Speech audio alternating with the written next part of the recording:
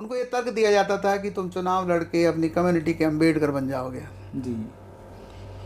उनको ये तर्क दिया जाता था कि ये डॉक्टर जैसे लोग तो हो सकता है आपको चिढ़ते हों, तो आप हेलीकॉप्टर इनसे वापस लें, इनका वहाँ जाना बंद करें, नहीं तो हमारा गुर्जर समाज इन हेलीकॉप्टरों को गिरा देगा। इतने साधन तो समाज के पास हैं। इतना निश्चित है कि उस समय की गलतियों को किरोड़ी मीणा जी अभी तक नहीं भुला पाते। गुर्जर समाज का फ़ख्र है इस बात का कि ये अपनी परंपराओं को मृत्यु होने पर भी निभाता है। बहुत गहरी बात। चोरा चोरी से बड़ा था जी। दांडी यात्रा से बड़ा था। यहाँ तक कि बहुत सारे लोग जयप्रकाश जी की यात्रा से कंपैरिजन करते थे। उनकी जेब में से 100 रुपये निकाले और अदब के साथ जैसे बहन को गिफ्ट करते हैं वैसे उन्होंने 100 रुपये दिए। इस सीन को देख के मैंने उस समय मुख्यमंत्री वसुंधरा जी से कहा था कि देखो, एक बहन तो वो है जो भाइयों की लाश सड़क पर बिछाए हुए है, एक ये भाई है कि ऐसे समय भी अपना बहन का मान रख रहे हैं। इस एक सेंटेंस के बाद लगभग हम 15 मिनट तो रोए थे सब लोग। अकेले पड़ गए थे, प्यासे हो गए थे, बच्चे पहाड़ पे चढ़ गए थे, गोपियाओं से लड़ रहे थे, लेकिन एक बच्चा कब तक हजारों से लड़ता। यहाँ तक भी हुआ कि मैं आपके चुनाव प्रचार में नहीं आऊंगा, गया भी नहीं, लेकिन होने को कौन टाल सकता है। एक बात और बताता हूँ, ये सेम वाक्य प्रतीक जी के साथ हुआ है। अच्छा। वो अंदर थे, लोग बाहर धरने पे बैठे थे कि उनके साथ जुल्म, उनकी चमड़ी है ना जो गल गई थी, उनको इतना टॉर्चर कर रहे थे। तो ये सेम वाक्य मैं हिस्ट्री में दोबारा पढ़ रहा हूँ। ये सक्सेना जी ने जो वहाँ जेलर हुआ करते थे, उनके कोई मिलने वाले थे, उन्होंने ये लिखा है प्रतीक जी। अच्छा जी। प्रतीक जी तो अद्भुत। अजमेर जेल में सब क्रांतिकारियों को, आंदोलनकारियों को ले आए, तो आंदोलन स्थगित किया आप लोगों ने, किन शर्तों पे फिर से स्थगित किया गया? उस समय पूर्व कैबिनेट मंत्री शायद संपत सिंह जी भी जेल में आ गए थे और भूदेव दास जी थे, खन्ना साहब भी थे, और वार्ताकारों का जो उपस्थित थे उस समूह से ही वार्ता कर रहे थे। सरकार की तरफ से कोई मंत्रिमंडल नहीं था, कुछ IAS अधिकारी थे। चूंकि जेल भरो आंदोलन से 7 दिन से सारी जेलें फुल थी राजस्थान की, सरकार भी चरमरा रही थी और अंदर से साथियों का भी ये संदेश था कि कोई रास्ता निकाला जाए। जी। तो सरकार ने ये प्रॉमिस किया कि हम शीघ्र चिट्ठी भिजवा रहे हैं। फिर से वही प्रॉमिस, हम शीघ्र चिट्ठी भिजवा रहे हैं, आप ये जेल भरो स्थगित करिए, और हम इस जेल भरो के दौरान भी कोई मुकदमे दर्ज हैं तो उन सबको वापस ले रहे हैं, कोई भी कानूनी कार्रवाई नहीं होगी। परिस्थितियों को देखते हुए खन्ना साहब ने निर्णय लिया और जेल भरो आंदोलन सरकार के आश्वासन पर स्थगित हुआ। ये बात हो गई 2 अक्टूबर से लेकर से 10 अक्टूबर की हो गई। 10 अक्टूबर 2007। अब जेल भरो आंदोलन हो गया। इस दौरान अब राजस्थान में इलेक्शन भी होने हैं 2007 के एंड में, 2008 के एंड में होने हैं। उससे पहले डॉक्टर साहब एक राजनीतिक यात्रा मान लो उसको कि जब देखो, मैं आपको यहाँ से कुछ क्वेश्चन ऐसे होंगे जो राजनीतिक भी हैं और मुझे लगता है उन क्वेश्चनों को भी पूछना चाहिए। तो इसके बाद में आंदोलन की 2 धारा बनी। एक को जो आपके विधायक जिन्होंने इस्तीफा दिया था, अतर सिंह जी, प्रहलाद गुंजल साहब, और ये थे, एक आप वाला जो था ये था, तो उन्होंने एक यात्रा निकाली, न्याय यात्रा। उसका प्रभाव रहा सेकंड वाले आंदोलन पे 2008 पे, या फिर आप समिति का ही वापस से हो रहा, और इस बीच आपकी क्या भूमिका रही? गुर्जर आरक्षण संघर्ष समिति नॉन पॉलिटिकल था, नॉन अलाइंड था जी। उसमें एक भी राजनेता नहीं था। तो एक धारा तो ये थी कि आंदोलन को नॉन पॉलिटिकल रखते हुए मांग को बरकरार रखा जाए, महासभाएं, पंचायतें, धरने चलते रहें। दूसरा सोच आदरणीय है उस समय के विधायक प्रहलाद जी का, अतर सिंह जी बड़ाना जी का, जिन्होंने भी कुर्बानी दी थी, अपने पद त्यागे थे, वो राजपुरुष थे, राजनीतिक थे। तो उनका ये था कि इसका समाधान राजनीतिक युद्ध में है, राजनीतिक लड़ाई लड़नी चाहिए, राजनीतिक दल के थ्रू लड़नी चाहिए। तो उनकी ये धारा चल रही थी। और लेकिन समाज को केवल एक ही मांग थी कि गुर्जर समाज की ST की चिट्ठी जानी चाहिए। तो आप इधर थे या उधर थे?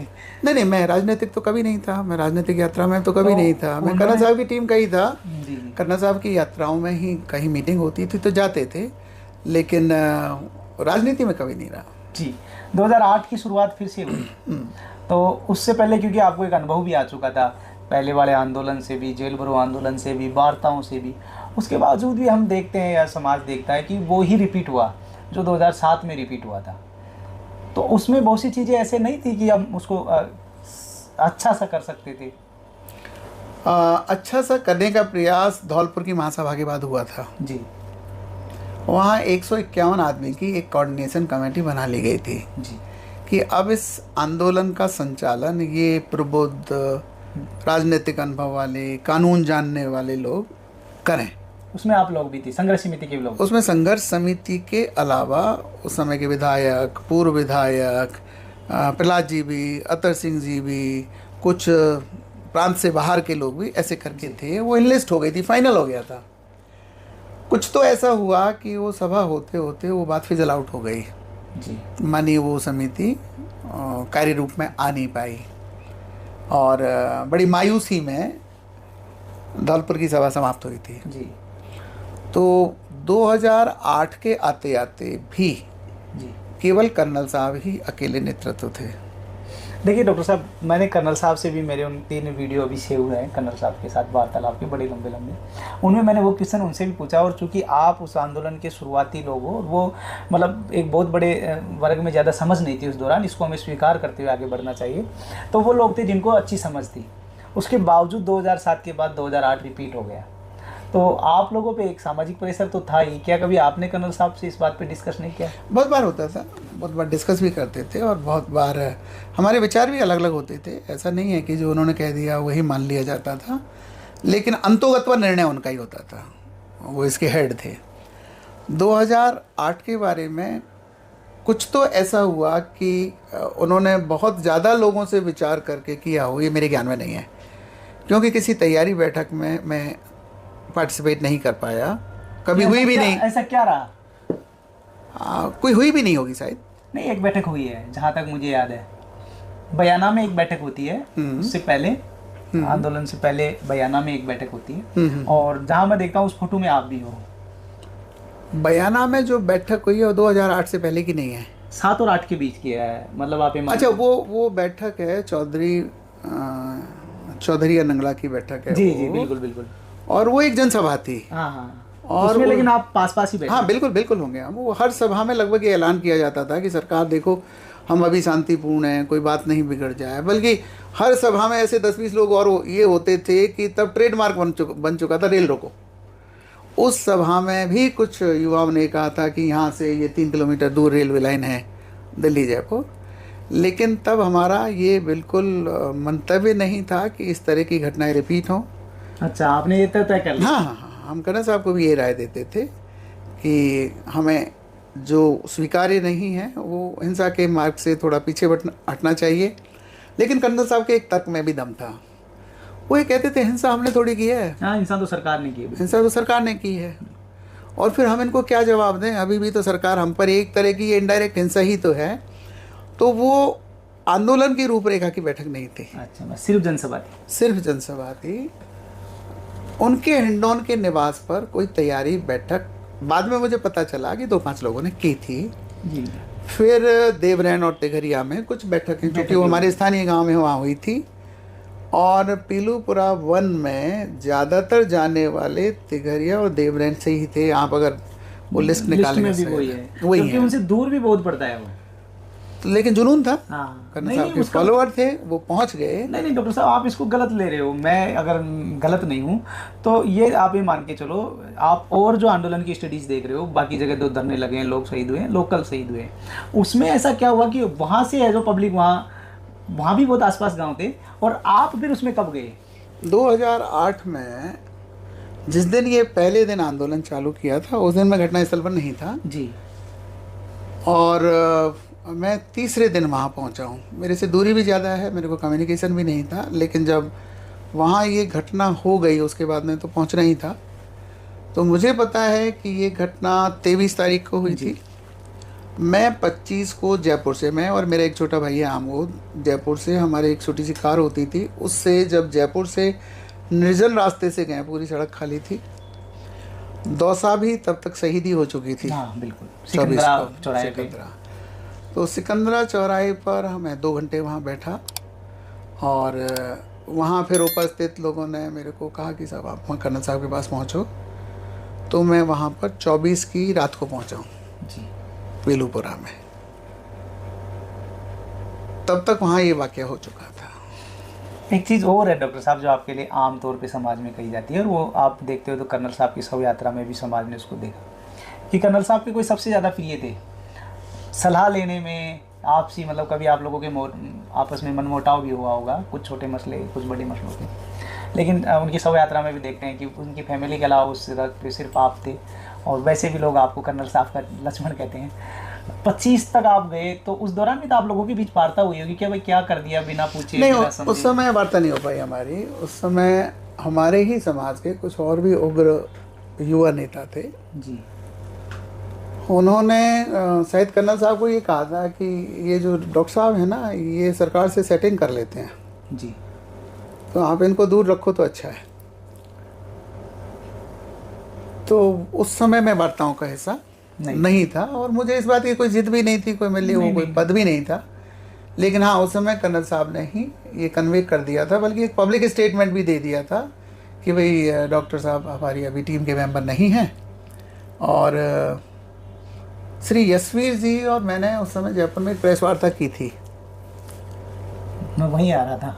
हाँ हाँ हाँ। और चूंकि ये 24 को मैं जयपुर में था तो प्रेस वालों को कहीं पता चल गया था, तो हम उस समय हमारे अपने ही मकान में ठहरे हुए थे, तो प्रेस वाले वहाँ पहुँच गए। और प्रेस के 2 ही बिंदु मुझे याद हैं। डॉक्टर यशवीर जी तो हमारे समाज के बहुत बड़े नेता हैं, कि भाई आगे इस आंदोलन में क्या हो रहा है ये मार्गदर्शन लेने के लिए हम पीलूपुरा जा रहे हैं, कर्नल साहब के पास जा रहे हैं। कहते जी क्या निर्णय होगा? जो आंदोलन का नेता करेगा वो निर्णय होगा। तो ये एक बातचीत का विषय वहाँ की वार्ता का रहा था, उसमें कोई महत्वपूर्ण बात नहीं हुई थी। नहीं डॉक्टर साहब, जब आप वहाँ गए कर्नल साहब से कुछ तो बात हुई होगी ना कि 7 के बाद 8 में रिपीट हो गया। देखो वो बहुत गलत, मतलब अभी आप तो उसको हीरोशिप से कुछ भी ले सकता है, समाज सोसाइटी तो तय करते हैं, लेकिन आंदोलनों की जो रणनीति है उसमें अगर आप एक बार शहीदी दे चुके हो, फिर बार बार आप अगर ये हो रहा है तो उसको रोका जा सकता है। इसकी समीक्षा हुई हो कभी? मुझे ऐसा नहीं लगता। 2008 के उस पीलूपुरा 1 में मेरी उनसे बात नहीं हो पाई। उस 10-12 दिन के दौरान मैं वहीं रहा था, फिर भी नहीं हो पाई। और बाद में रामवीर जी और जौनापुरिया जी और एक डॉक्टर नोएडा के जी, वो वार्ता के मध्यस्थ बने। वो एक हेलीकॉप्टर लेके वहाँ पहुँचे, वो हेलीकॉप्टर बाद में जयपुर गया, और इस सारे सीन में मैं कहीं नहीं था। अच्छा डॉक्टर साहब, ये डॉक्टर साहब इस आंदोलन से जुड़ी हुई जैसे सिकंदरा में हुई, ये बहुत सी शहीदियाँ हुई, उन पे अपन फिर कभी मैं आपका टाइम लूँगा। अभी मेरा एक और जो क्वेश्चन था वो ये था, जो ज़्यादातर लोगों का भी क्वेश्चन है, कि जो लालसोट में जातीय हिंसा हुई उसका जो उन लोगों को जो न्याय मिलना था वो कहीं भी वार्ताओं में आज तक, मतलब आप देखो कि आंदोलन एक अलग चीज़ थी, आपसी जातीय संघर्ष में लोग मरे, उसकी कभी समिति ने डिमांड नहीं रखी? नहीं, ऐसा नहीं है। एक्चुअली पहली बात तो लालसोट की घटना बहुत ही दर्दनाक और दुखांत वाली बात है। घटना के 3रे दिन ही मैं पहुंचा था वहाँ पे, और जो उसके वृत्तांत सुने थे वो दिल को फाड़ने वाले, चीरने वाले हैं। वहाँ जो एक समाज विशेष बचता है और जो हमारे इस आंदोलन से घृणा करता था जी, ये उनके द्वारा किए हुए मर्डर थे जी। लेकिन और उन मर्डरों को भी विभीत से प्रदर्शन किया था। उनको मारने के बाद पैर बांध के घिसा गया था मार्केट में, ऐसा लोगों ने हमें बताया। ऐसा भी हमें लोगों ने बताया कि अकेले पड़ गए थे, प्यासे हो गए थे, बच्चे पहाड़ पे चढ़ गए थे, गोपियाओं से लड़ रहे थे, लेकिन एक बच्चा कब तक हजारों से लड़ता, तो उनको ऊपर जाके किल किया गया। ये मर्डर थे। मांग थी हमारी वार्ताओं में कई बार, उस समय के गृह मंत्री बार बार ये चर्चा करते थे कि हम कंसीडर करेंगे।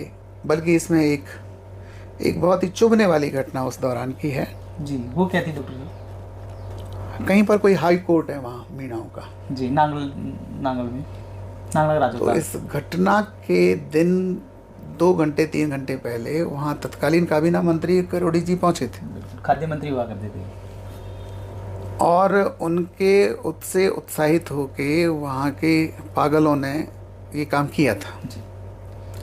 तो जब जयपुर में मेरे से मीडिया ने पूछा कि ये कैसे हो गया, तो मैंने बहुत ही कड़े शब्दों में उस समय वो मंत्री जी की निंदा की थी, और मुख्यमंत्री से ये मांग की थी कि या तो आप हेलीकॉप्टर इनसे वापस लें, इनका वहाँ जाना बंद करें, नहीं तो हमारा गुर्जर समाज इन हेलीकॉप्टरों को गिरा देगा। इतने साधन तो समाज के पास हैं। ये रिपोर्ट बहुत ज़्यादा मीडिया में चली थी, हम उस समय बहुत गुस्सों से लाल बबूला भी थे, क्योंकि ये अगर कभी तो मिलेगा ये दृश्य लोगों को, खोजबीन करेंगे तो लोग, क्योंकि बाद में हम लालसोट भी पहुँचे, उनके मकान देखे, वो पहाड़ देखे। और जब वार्ताओं का दौर हुआ तो कम से कम 3 बार तत्कालीन गृह मंत्री शांति धारीवाल जी की अध्यक्षता में जो कमेटी थी उसके सामने मांग आई कि उसका न्याय हो, बाद में उसका न्याय हो। तो 2 तर्क हमारे पास दिए जाते थे कि एक तो लालसोट से भी उनके परिजनों ने भी कभी ऐसी मांग नहीं की, एक तो ये था। दूसरा ये था कि जब बंसल आयोग गठित हुआ 2007 के आंदोलन पे समीक्षा के लिए, तो हम 3-4 प्लीडर्स के अलावा वहाँ कोई प्लीड करने नहीं गया। देखो कितनी शर्म की बात है एक प्रकार से। यहाँ तक कि कोर्ट में भी FIR या तो ली नहीं गई या दर्ज नहीं हुई। इन 3 फैक्ट्स के कारण मैं उन 4 शहीदों के घर गया हूँ, लालसोट घर घर गया हूँ, हम उसमें न्याय तक नहीं पहुँच पाए। ये अफसोस है, बहुत ज़्यादा अफसोस है। जब भी अभी उस रास्ते से वहाँ हनुमान जी के मंदिर पे निकलते हैं, बैठते हैं उन घटनाओं को। मैं एक आपको बीच में रोका, सॉरी, एक बात जो मैंने कर्नल साहब से भी पूछी थी, हालांकि उनको बहुत अटपटा लगा, लेकिन मैंने पूछ डाली क्योंकि मेरी आदत है कि सवाल बोल देना चाहिए जो लोगों से आते हैं। ये था कि सरकार ने, मतलब मुख्यमंत्री और कैबिनेट में ये चर्चा हुई कि इनको कैसे रोका जाए, मीणाओं को सरकार के द्वारा मोबिलाइज किया गया। और ये भी कहा जाता है, अब मैं आपसे ये नहीं कह रहा कि आप इसकी पुष्टि करो, सही करो, गलत करो, ये मेरा वीडियो है जिसमें कर्नल साहब से मैंने एक क्वेश्चन पूछा। ये भी कहा जाता है कि दोनों किरोड़ियों के बाद में इसमें बात भी हुई, क्या कि इसको यहीं इसकी मांग को खारिज कर दिया जाए। नहीं, मेरे को लगता है कि जातीय हिंसा का डर या अपने पाप खुल जाने का डर, कुछ तो कारण रहा होगा। नहीं तो कर्नल किरोड़ी साहब इतने बहादुर थे कि वो अपने बच्चों की जान के ऊपर कोई समझौता करें, ऐसे आदमी कभी नहीं थे, परिस्थितियां कुछ भी हों। हाँ, इतना निश्चित है कि उस समय की गलतियों को किरोड़ी मीणा जी अभी तक नहीं भुला पाते। उनका गलत था, उन्होंने मीणाओं के समाज को उद्वेलित करके गुजरों पर चढ़ाई की थी। 2007 में भी पीलूपुरा को घेरने की योजना बनाई गई थी। अच्छा, 8 में भी की थी? 2007 में जब हम पीपल खेड़ा आंदोलन पर बैठे थे, तब पाटौली से नेक्स्ट गांव मीणाओं का है, शिमला, वहाँ पर महापंचायत थी। वहाँ से ऐलान किए जाते कि या तो उठ जाओ नहीं तो हम घेर लेंगे। रात भर हम ये ऐलान सुनते थे। तो कहीं ना कहीं ये भ्रमित किया गया हमारे उन मीणा भाइयों की, साधारण जनता को भी, कि ये तुम्हारा आरक्षण छीन रहे हैं। जी जी, अब तो उनमें पढ़े लिखे लोग इस बात को कहते हैं कि यार हम कितनी गलती में थे उस टाइम। तो उस गलती ने इन दोनों कम्युनिटीज़ के प्यार को तार तार कर दिया, और वो गलती खुद जो करने वाले थे उनको बहुत भारी पड़ी। अभी भी भुगत रहे हैं। अगर आपका एक बड़ा नेता उनकी मदद नहीं करता इस बार भी, तो इस बार भी मतलब वो गुजरों ने उनको ले तो रखा है ना कि हमारे साथ इतना हुआ है। राजनीति कई तरह के समझौते करवा देती होगी, मैं तो राजनीतिक व्यक्ति नहीं हूँ, पर इतना तो ज़रूर है कि वो पाप इतना बड़ा था जी कि वो धुल नहीं सकता। एक और क्वेश्चन डॉक्टर साहब जो मैं आपसे अभी करता हूँ, बाद में कर्नल साहब जाके इलेक्शन लड़े, तो उस दौरान आपकी उनके इस सिलसिले में कोई बात हुई, आपसे राय ली हो कि लड़ ले नहीं लड़े? बात हुई जी, झगड़ा हुआ। अच्छा, आपने कहा सुनी हुई? हाँ, माँ बहन की बात हुई। यहाँ तक भी हुआ कि मैं आपके चुनाव प्रचार में नहीं आऊँगा, गया भी नहीं, लेकिन होने को कौन टाल सकता है।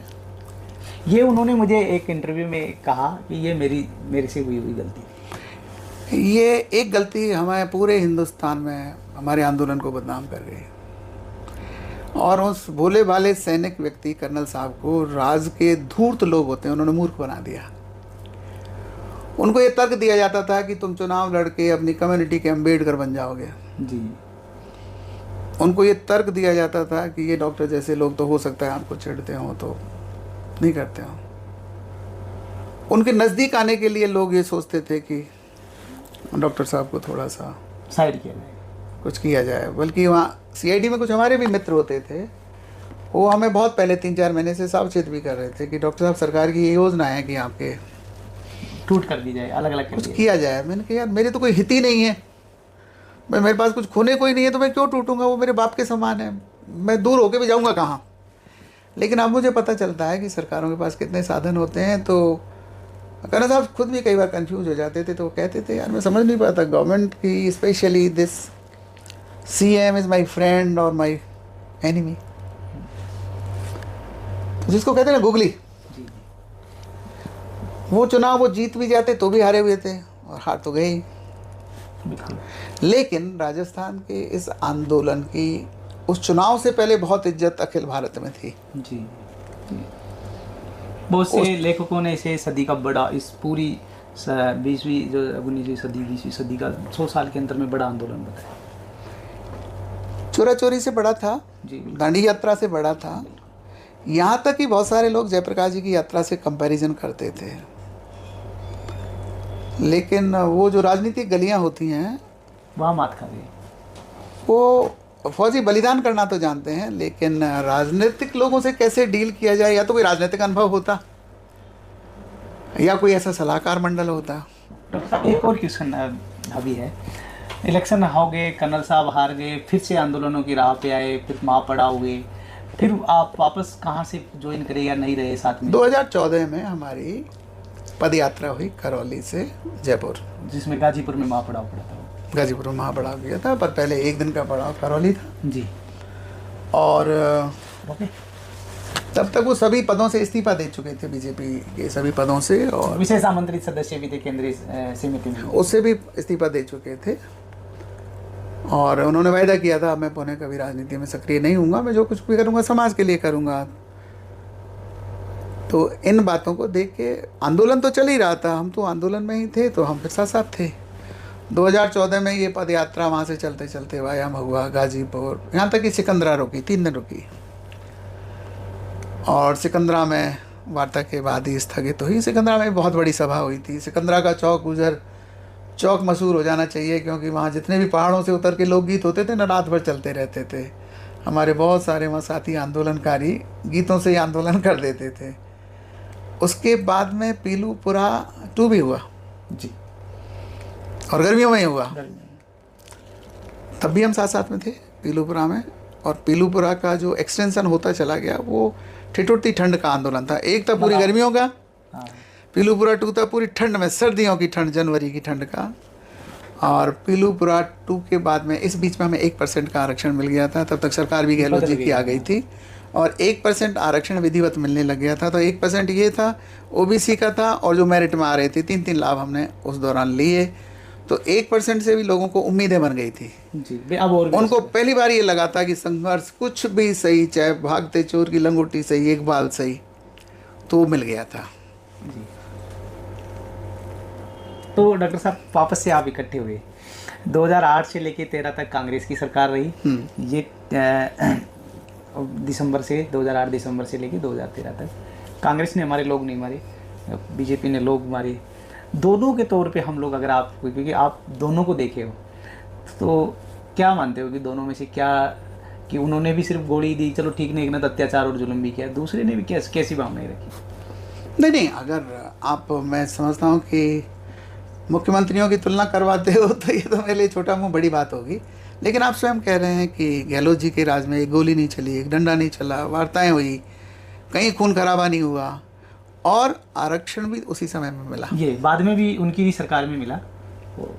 उन्होंने मुझे, गहलोत जी से एक दिन हम डिस्कस करें तो वो ये बताया भी कि मैंने उनको आप लोगों को ऐसा चाहिए, आपकी ऐसा चाहिए बनाए, इस सच को हमें स्वीकार करना चाहिए जी। एक और क्वेश्चन था डॉक्टर साहब, इस दौरान ऐसा कोई वाक्य, क्योंकि वसुंधरा जी तो बयान जी थी और उनकी जो बिटियां थी वो गुजर थी, तो कभी आप लोग गए होंगे वार्ता पे, तो राजनीति तो हर तरीके के पहलुओं को यूज़ करती है मामलों को शांत करने के लिए। तो कभी वसुंधरा जी की जो बहू है, बेटे की पत्नी है दुष्यंत जी की, निहारिका जी, वो कभी आपके साथ वार्ताओं में बिठाया, उन्होंने कभी ऐसा हुआ हो? एक ऐसा वारदात मुख्यमंत्री निवास पर हुआ था, एक ऐसा वाकया जी, जब बातचीत के बीच में ही मुख्यमंत्री महोदया अपनी बहू को ले आई थी जी, और उनको इंट्रोड्यूस कराया था कि ये आपकी बहन है, खटाणे हैं। हाँ जी, वो भी खटाणी है। तो हमारे वार्ता में एक प्रतिनिधि खटाणे थे। अच्छा। वो तुरंत सहसम्मान खड़े हुए, उनकी जेब में से 100 रुपये निकाले और अदब के साथ जैसे बहन को गिफ्ट करते हैं वैसे उन्होंने 100 रुपये दिए। इस सीन को देख के मैंने उस समय मुख्यमंत्री वसुंधरा जी से कहा था कि देखो, एक बहन तो वो है जो भाइयों की लाश सड़क पर बिछाए हुए है, एक ये भाई हैं कि ऐसे समय भी अपना बहन का मान रख रहे हैं। इस एक सेंटेंस के बाद लगभग हम 15 मिनट तो रोए थे सब जम के। ये बात शायद सीएम के व्यास हुआ है। और उसके बाद वो वार्ता स्थगित तो करनी पड़ी। हम सभी लोग बहुत भावुक हो गए थे। प्रहलाद जी गुंजल उस वार्ता में थे, हरि सिंह जी थे, और बिना कुछ कहे ही अधिकारी भी ये समझ गए थे कि अब दूसरा दौर शाम को या कल करेंगे। और रोते रोते सभी बाहर आ गए थे, अपने गम अलग कर रहे थे। बहन को भी लगा होगा ना कि ऐसी कौन बहन है जो अपने भाइयों की डेड बॉडीज के साथ में या वार्ता में रहे। हाँ, मुझे भी लगा था कि ये शब्द कहीं ईश्वर ने कहलाए होंगे, लेकिन ये एक ऐसा सेल था जो पार हो गया। और सच्चाई भी है, ये सच्चाई भी है कि मेरे को गुर्जर समाज का फ़क्र है इस बात का कि ये अपनी परंपराओं को मृत्यु होने पे भी निभाता है। बहुत गहरी बात है।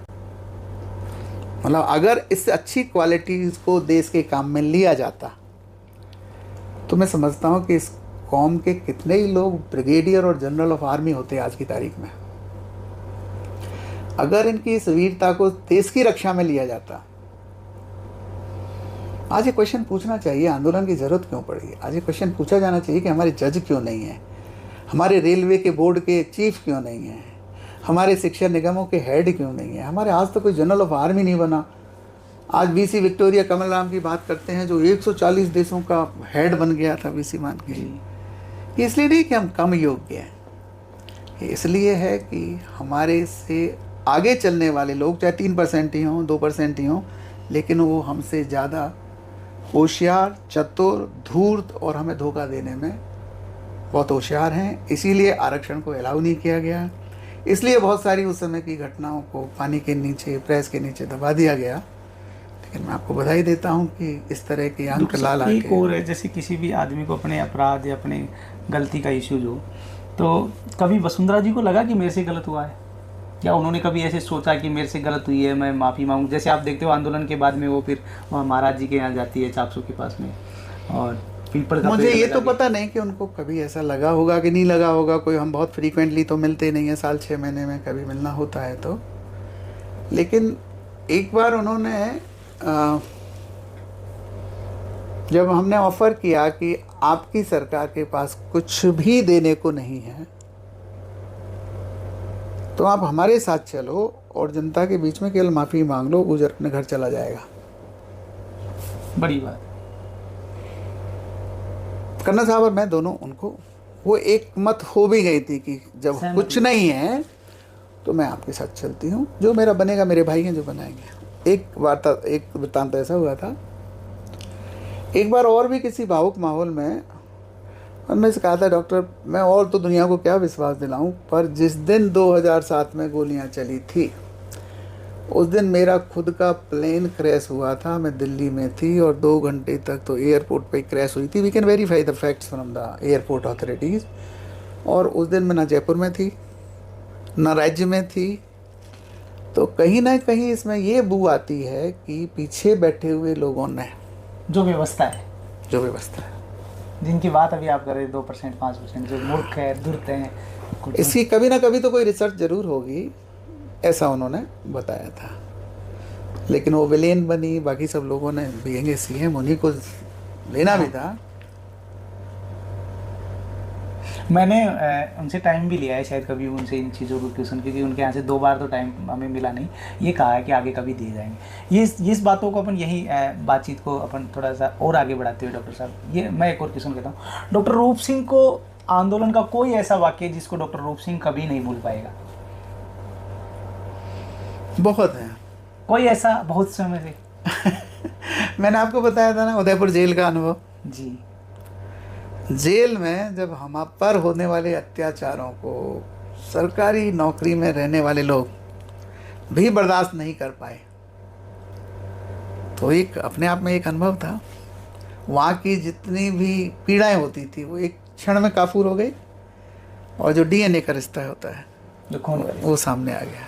डॉक्टर साहब एक बात हो रहा है, आंदोलन हुआ, आरक्षण मिला, जिनके बच्चे गुजर गए थे उन माओं को तसल्ली भी नहीं मिली। मतलब जो लोग अब इसमें भी दो बातें निकल के आती है। हमने कर्मचारियों से ये पूछा कि आप लोगों की जिम्मेदारी बनती थी उन परिवारों के लिए, क्योंकि बहुत से उसके बाद में जैसे आप कहते थे कभी आप 3 डॉक्टर हुआ करते थे, अब आपके हज़ारों डॉक्टर हो गए हैं, हज़ारों लेक्चर्स हो गए हैं, यूनिवर्सिटी में प्रोफेसर्स हो गए हैं, RS हो गए, SDM तहसीलदार हो गए, लेकिन जिन्होंने अपने बच्चे खोए हैं उनका दर्द साझा नहीं हुआ। बहुत से लोग कहते हैं कि हमने एक पहली तनख्वाह दी थी, वो बैचलर फाउंडेशन को दी, तो उस पर भी तो काम किया जा सकता था। डॉक्टर साहब कर रहे हैं।